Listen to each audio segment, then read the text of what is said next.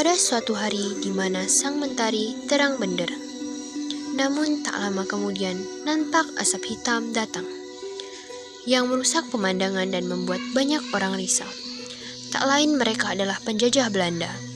Kedatangannya pun membuat keadaan tidak lagi menyenangkan.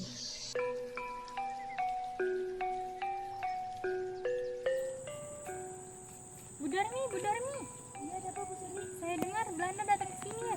Iya benar, hidup kita sudah tidak aman. Bagaimana hidup kita selanjutnya? Iya. Tak lama setelah Sunik dan Darmi berbincang, datanglah orang-orang Belanda tersebut.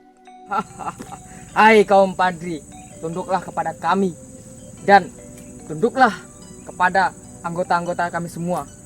Jika tidak, tempat kalian akan kami hanguskan, akan kami kuasai. Baik Tuan, kami akan tunduk. Bagus. Baiklah, Kelly, tolong ambilkan mereka sembako. Oke, sir. Siap.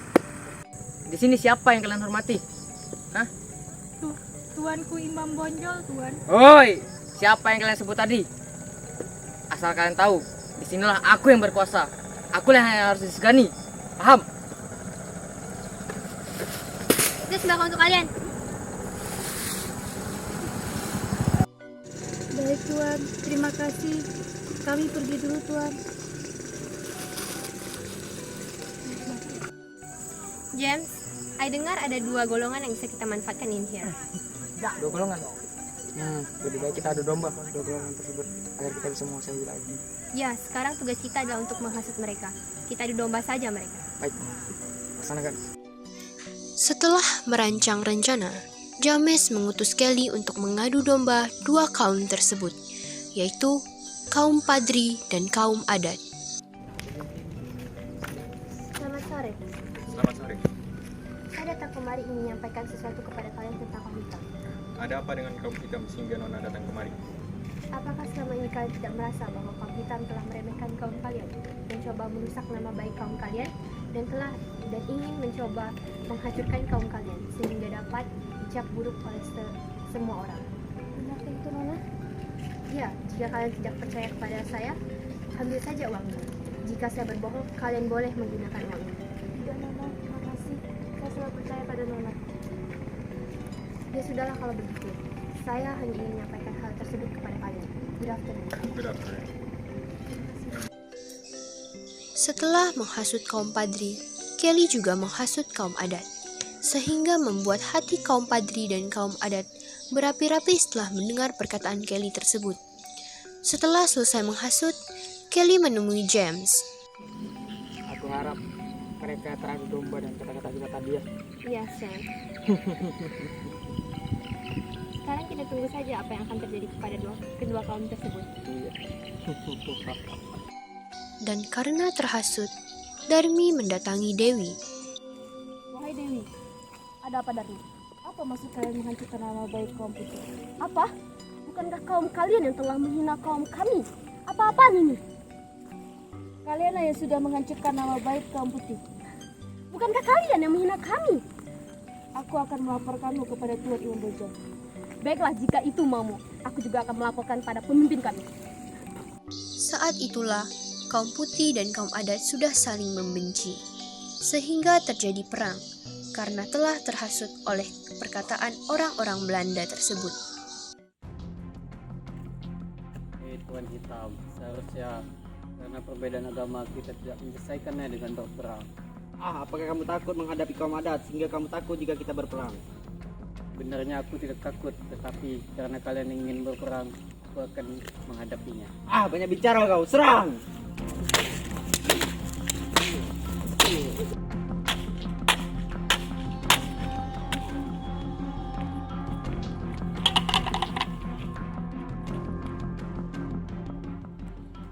Tuan, kita harus segera mundur karena pasukan kita banyak yang gugur. Baiklah, semuanya mundur. Semuanya, pasukannya mundur! Mendengar tentang perang tersebut membuat pihak Belanda sangat senang. Setelah perang selesai, pihak Belanda mengundang ketua kaum Padri dan kaum Adat untuk membuat suatu perjanjian.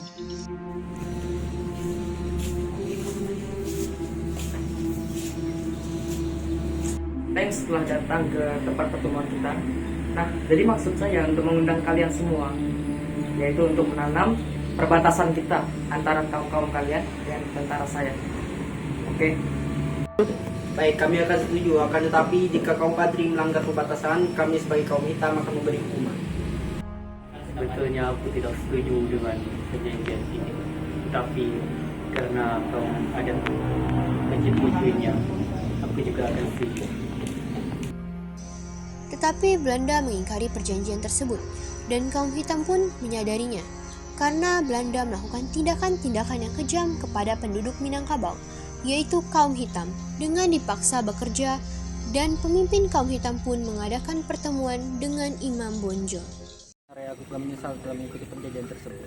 Dan kebanyakan dari kaumku mengadu kepadaku bahwa Belanda memaksa mereka bekerja untuk menghasilkan persediaan mereka. Dan upah yang diberikan kepada mereka tidak sesuai dengan apa yang mereka kerjakan. Kau sudah lihat kan apa yang dilakukan Belanda kepada penduduk.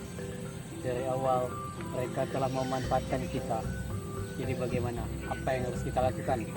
Ya, aku telah melihatnya dan maafkan aku telah terlalu percaya kepada mereka. Sekarang kita hanya perlu mengusir mereka dari Minangkabau. Terus bagaimana caranya?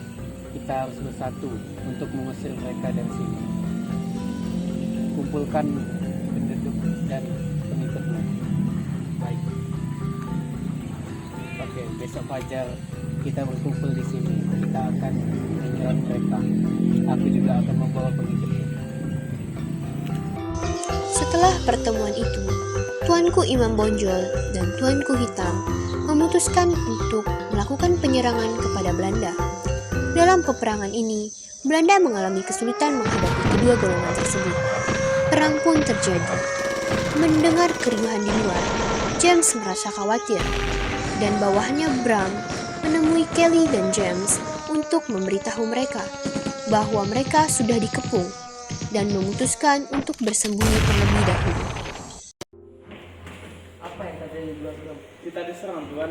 Sebaiknya Tuan dan Kelly kabur sebelum mereka masuk dan akan membunuh Tuan. Baiklah, ikut denganku. Baik, Tuan. Setelah lama bersembunyi, James pun mengirim Bram meminta bantuan kepada pihak Belanda yang berada di Pulau Jawa. Sepertinya kita akan mengalami kekalahan, Bram. Lebih baik kita harus memanggil saudara kita yang di Pulau Jawa. Di pulau ini jika kedua suku tersebut bersatu maka kita akan kalah besar. Bram, pergilah ke Pulau Jawa, panggil mereka. Baik, Tuan. Bala bantuan pun datang untuk membantu pihak Belanda. Perang pun berlanjut yang dimana perang ini dimenangkan oleh pihak Belanda. Tetapi Tuanku Imam Bonjol dan pengikutnya berhasil meloloskan diri dari pihak Belanda dan melanjutkan perjuangannya.